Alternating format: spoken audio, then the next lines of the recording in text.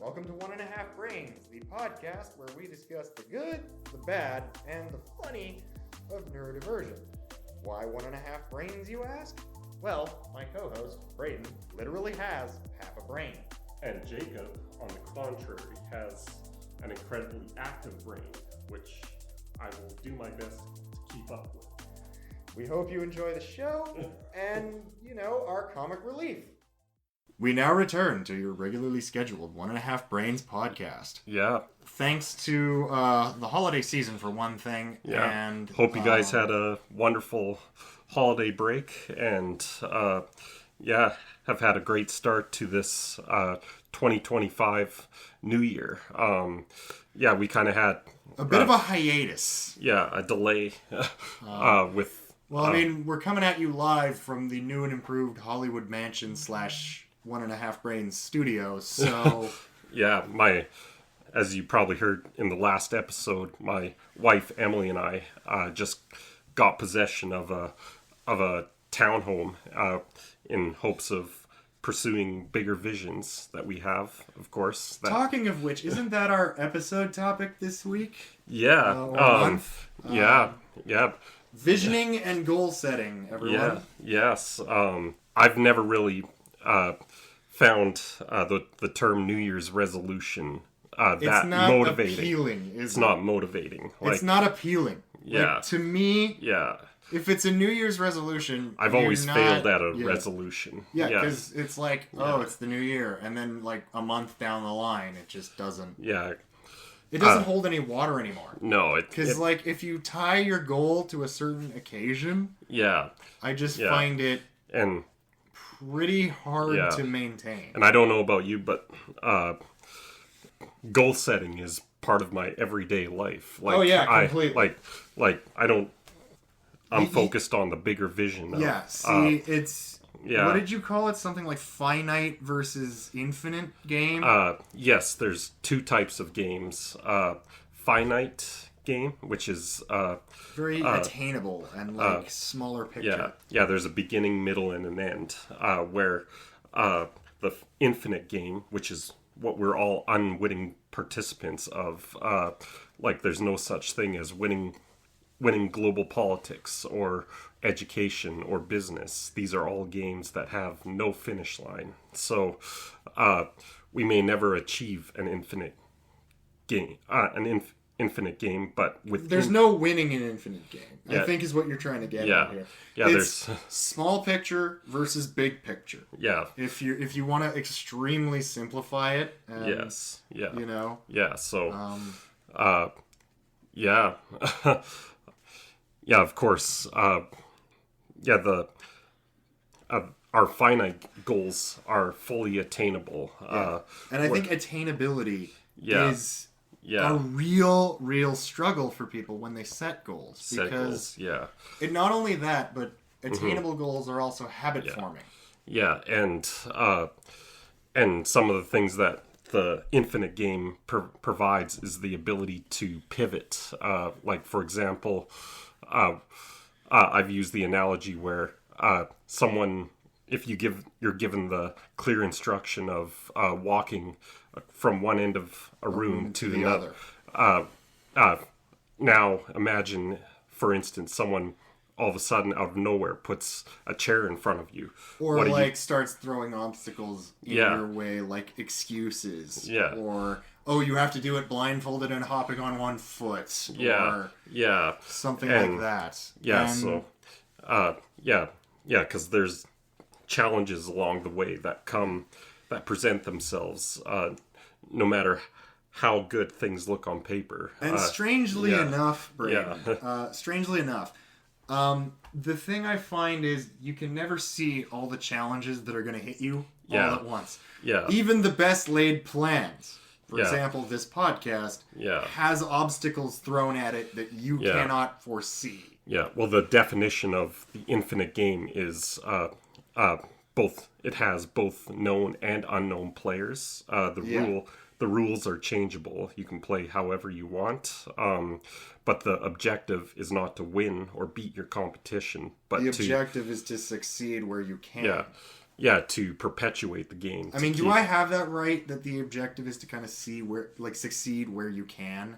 Yeah. And kind of really focus on the small victories? When you can't do what you do what you can. Like, use the hand you're dealt, folks. Yes. Use the hand you're dealt. And may throw you all kinds of curveballs, but the important thing is that we find a way to pivot, and the best way to do that, I think, is together. And improvise, adapt, overcome. Yeah, and honestly, ask for help. That's another thing I want to kind of jump in on is be mindful of your strengths. Yes. Don't focus on what you can't do. No. You have to be mindful of what you can do, the cards you're dealt, and how exactly you're going to use them to the best of your ability. Because there's no point in looking at where you can't succeed. Yeah. I mean, there is, but it's kind of moot. Yeah, that's why I like... Yeah, that's I think a quote that I found from someone during the pandemic. Can't remember where it was from, but when you can't do what you do what you can. Like, when you can't do what you normally do what you can. I really like that. Actually. The big thing that I'm really, really leaning into with especially this kind of goal setting and visioning topic is, I think the difference between a goal and a vision would probably be something like the vision is the broader picture. Yeah. And the goals are what you stack on top of each other to get to that vision. Yeah, the unbuilt future of that is the vision. Like, I imagine, I've said many times, I imagine a more equal and inclusive world where passions, gifts, talents, and ideas can change the world for the better. Exactly. And that's what we keep fighting for as advocates. We may never fully achieve that, but we will. It's a striving. It's an infinite loop. Yeah. It just keeps on going. Yeah. It's an infinite game. Yeah, it will. Which, Braden and I are kind of using the hands we're dealt and the microphones that are in front of us to win the game. Yeah. Even though it really can't be won. It can only be where I'm going with this. But we're just maintaining momentum towards something bigger. And that's I think sometimes our brains don't work. A goal is a goal no matter how small. Yeah, when they do work, we can do amazing things. Yeah. Like, and I don't think it's not that our brains don't work. Yeah. It's the fact that our brains don't work in the traditional way. The traditional way, But here's the thing, right? Rules are meant to be broken. Yeah. They're changeable, and but I mean, if I'm being honest, I really, really find, like, if you asked me, let's say 5 years back, where I thought I would be, it wouldn't be here. No. Because you can't see the future. The future is unknowable. No. So, not that you shouldn't plan for it, but at least keep in mind that things can change in a second. Not even a second, a split second. Yeah, the status quo will never remain the status quo. Like, it'll... I mean, just ask our parents' generation, man. Like, seriously. It'll change through the decades. The compassionate through the compassionate work of advocates like you, me, and Jacob, and because what are we fighting for but change? We're trying to change the world. Like, be the change you wish to see in the world. Yeah, and that comes down to to be valued and respected. That's the world I want to live in. Exactly. And we're but like I say, back to that, be the change you want to see. Yeah. That comes down to, I think, a very key thing that not a lot of people talk about, which is habit formation. Yeah. Because I always tell myself when I'm trying to start a new habit, or when I'm trying to set a goal, or when I always tell myself I am the person or the type of person who, and then fill in the blank. Yeah.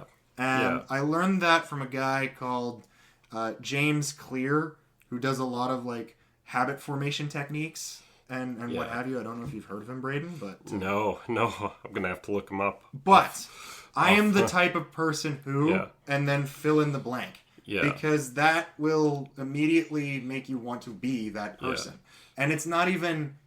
It doesn't even... It's neurological in a way, because it's just like... Yeah. If you tell yourself that you're that person, then eventually you will be that person. Yeah, it's the little things that actually make the difference or make the change. Like, for example, brushing... The micro adjustments. Yeah, like brushing your teeth, for example. That does, for 5 minutes, does absolutely nothing. But brushing your teeth for every 5 day, minutes, twice every a day. day. Yeah. Twice a day. You'll eventually see the results. It's the micro growth, right? Mm-hmm. I mean, a goal, no matter how small, is still a goal. A habit, no matter how small, is a habit. Yeah. Exactly. Yeah. So I think really what we're asking for here is if all of you out there in podcast land kind of just pitch in or do something kind for someone or whatever. Just really reinforce the positivity in the world. Especially right now with everything that's kind of gone sideways. Yeah. And I mean, we don't mean to get into politics here, but... Every small action makes a difference along the way. And this is our way, at least Braden and my way, of kind of injecting a little bit of positivity. And inspiration, optimism, like... seeing the light at the end of the tunnel is being able to... somehow I don't feel like the tunnel actually ends. It's just like we're chasing the light. Yeah, and that's the foundation for being optimistic. Like, like we're focused on the light and we're heading toward that light. But also at the same time, what if there is no tunnel? What if it's just a light that we're chasing... And, like, there are things around it. You know what I mean? Interesting. You can kind of, what if it's just, what if that light is basically the sun and we're just kind of standing on the earth?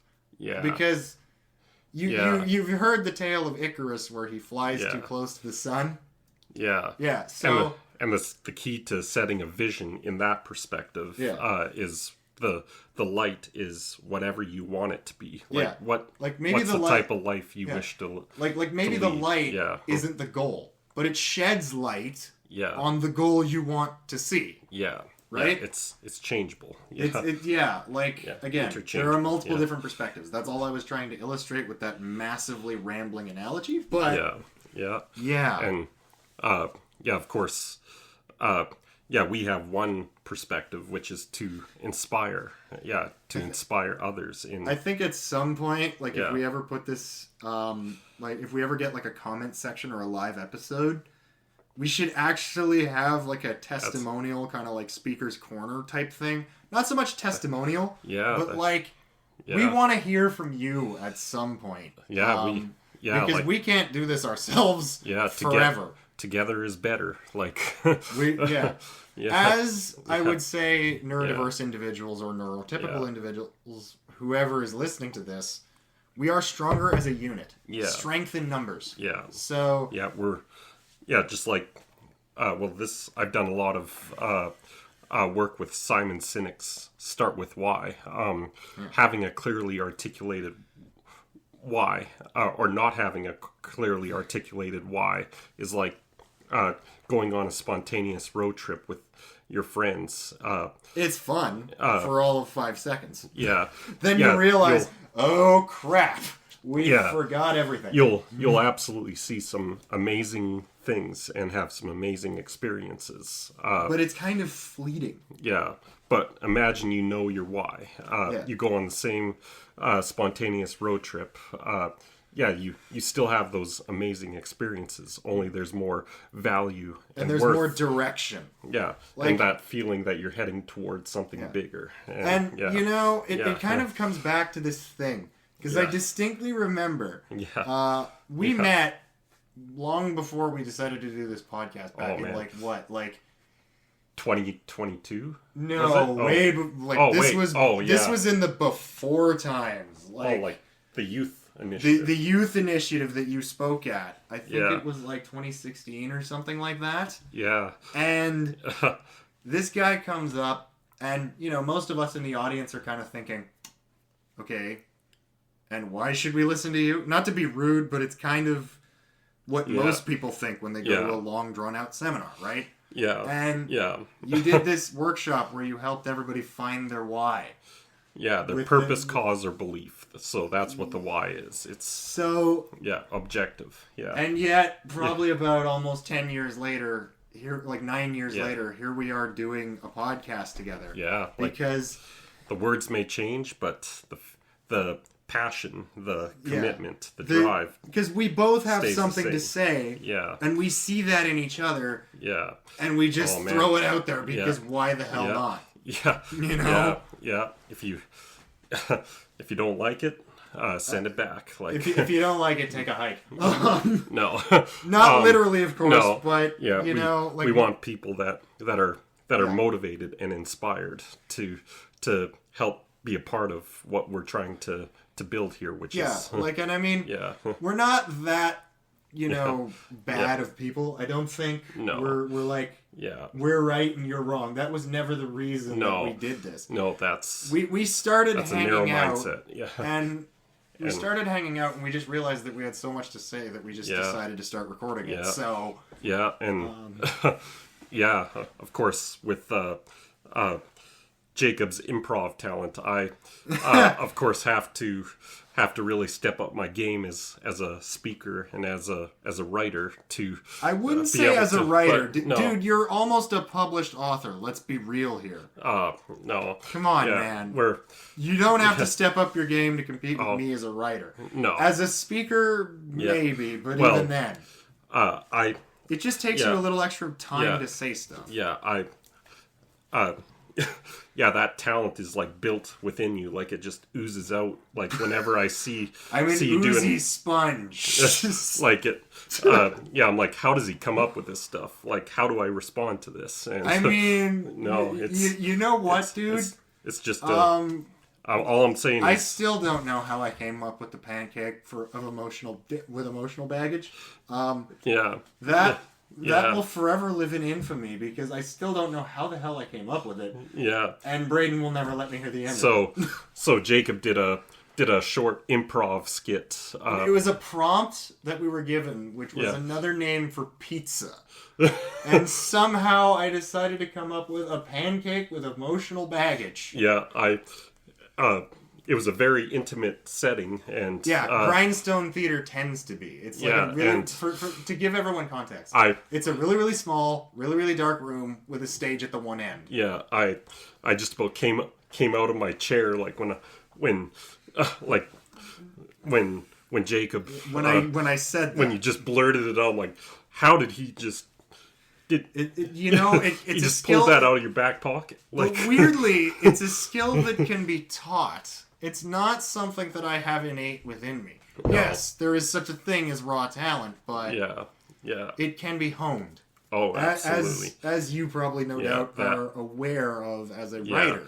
Well, writing, of course, came second nature for me. Like, I never got into the practice of writing until my early 20s. And, of course, this book that I've been co-writing, actually, with a more experienced writer. Which probably helps because you have, like, the mentor to guide you on what you can and cannot say and can and cannot do. Yeah, well, just like this podcast, any initiative that I've said yes to, I said yes because there's a team involved. Like, like it's a group effort. Like it may look like one of us just hogs the mic the entire time, but no. We both put thought into this. Yeah, and the shout out to your wife Emily for putting up with our ramblings and also editing this thing. Well, at least partially editing. I do the audio, but she does everything else. Yeah, she's the one that wrestles. Is basically makes it presentable once we've wrestled with. Once we've gotten all of our verbalness out, she's the one who makes it presentable once the audio is edited. Yes. Yeah, so It's a team effort, and I wouldn't have it any other way. Because creativity, much like a vision, doesn't happen in a vacuum. Doesn't happen on demand. Yeah, it also doesn't happen in a vacuum. Yeah. Because, you know, if you're one person trying to generate something, you're not going to get very far without somebody else's input. No, you got to be open to criticism, which, I mean, as someone who is autistic, that is a very, very hard thing to do. Yeah. How do you deal with that? How do I deal with it? Yeah. A lot of expletives, and then realizing that they're right in the long run, and then just kind of being like, okay, I hate to admit it, but they're right. I have to kill my darling, or whatever it is. Yeah. Like, you know. I just tried to stay on everyone's good side. And, I mean, and that's the best I can do. And like, if I'm in the wrong, you learn from it. Like, we learn from our mistakes. Failure is the greatest teacher. Yeah. But here's the thing. Yeah. I'm going to say this, to be honest with you, Braden. How do you deal with, like, criticism when it's not as constructive as you think? Do you just, like, tune it out, or what? Like, no, I take it in and see where they're coming from, and then I try to, You try to adopt their perspective. Yeah, I try to,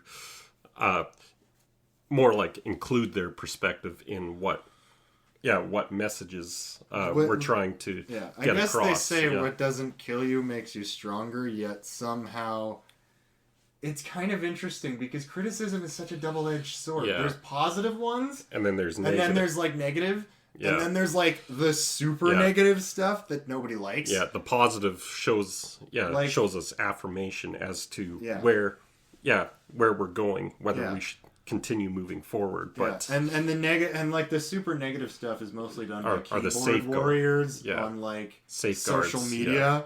Yeah. And it's Yeah. I mean, what you do is you take what you can, but you keep doing what you're doing as long as it serves you. And in the social media realm, people have the opportunity to view whatever we're putting out there in whatever context they wish to. That's kind of why putting out episodes does make you nervous a little bit, because it's exciting. It's exciting. Yeah, nervous energy is just that. Energy. But, like, think about it from the other side, where it's like, oh, we're putting our views into a political statement. It's therapeutic. Like, but, people can see that, you know, maybe they take it in a political context. That's not what we started out doing. Yeah. But certain views can. Yeah. It's a very fine line to walk. Yeah. And... But, again, just having that strong vision and some good goals to fight for. Yeah. Really hone in on that. Yeah. Because I like where I've always found inspiration is in the Terry Fox legacy. Because like a lot of when you're younger, right? Yeah. You go to the schools and it's like, we're gonna run. He created a vision that is bigger than our country to help end cancer, and he went incredibly macro. Yeah, he focused. Yeah, his focus was on every mile. Yeah, where one more mile and one every more dollar, day. $1 for every Canadian, and and it still persists today, much to his credit. So the man was a true visionary. Yeah, and because of though you try running across Canada with one leg. That's I've thought about, even with my limitations, trying to do that. I'm an avid runner. I mean, myself. You did do cross country in high school. I think you said something like that. Yeah, I think had a dream of doing the same thing, and just but one of these days we should go check out the Terry Fox Monument in Northern Ontario in Thunder Bay. Oh, absolutely! I've been there. It is absolutely incredible to see, because you're looking at this statue, right? But you can tell that there's something kind of almost spiritual about it. Yeah, perseverance and courage, I think, or just the determination, the grit, whatever you want to call it. It just emanates from that place. And I've tried to tell my story in kind of the same context in that I think the big thing here is that you are you. Yeah, we're all trying to me. Yeah, we're all trying to be like Terry and try to pursue a vision worth pursuing. Yeah. And there's a million of those in history. Yeah. Like you can go through the history books and find visionaries everywhere you look. Yeah. But the thing is, and this is what I'm really trying to drill down on, Braden, is you don't have to be a visionary to have a vision. No. You could just be you. You just need to find a vision. And find a vision. I like what that vision, whether that's Terry Fox or Wayne Gretzky. What those people are trying to build. Just I want to be a part of that. And, just like any famous person technically has a vision. I mean, it depends on how you look at it. I mean, it lives in our imagination. I am the type of person who, again, it comes back to that, right? Yeah. And no, it's and this is what we're really trying to do, is promote people to be self-advocates for their own vision. Yeah. Stand up and speak out for what you believe is right. That's what self-advocacy. I mean, is. I can say that, and that too, requires because, courage. Courage. Yeah. I mean, my Instagram bio literally says storyteller, communicator, and advocate. So that's a wicked tagline. I didn't think about that when I actually wrote it. Yeah. But then I added diagonally parked in a parallel universe for a little bit. See, you're way ahead of me. I'm just trying to catch up. You're doing fine, Braden. You're doing things at your own pace. That's really that's really what we're trying to say. To hear you say that, buddy. Before we turn this into a mutual bromance session, I think the viewers at home kind of get what we're trying to get at here. Yeah, it's very much if you have a vision, do not be afraid to advocate for it. Yeah, for it, and regardless of what that vision is. Yeah, I mean, people are going to come at you with skepticism and biases. Why haven't you done this or XYZ that? Yeah, the vision is the thing that will stay the same, but the short-term goals of that you set will change as time goes on. Yeah, and, because I mean, time is the one thing. Because there's a beginning, middle, and an end. And but also, Braden, here's the one weird thing I find about letting time pass, is that you're never going to get that back. But it does teach you where you've been. Yeah. You have to know where you've been in order to know where you're going. Yeah. We all have 24 hours in the day and so much time to get this, and this done. We all put our pants on one leg at a time, however you want to say it. Mm-hmm. It's just start with the lowest and smallest rung on the ladder. Yeah. And just keep going. Just keep climbing. Keep trucking. I think that's a pretty good note to end on. So thank you, ladies and gentlemen, for listening to 1.5 Brains. The good, the bad, the funny of neurodivergent. That's all for this month. I think I speak for Braden and I together when I say we hope you enjoyed the episode and continue listening. Thanks again, and see you next month.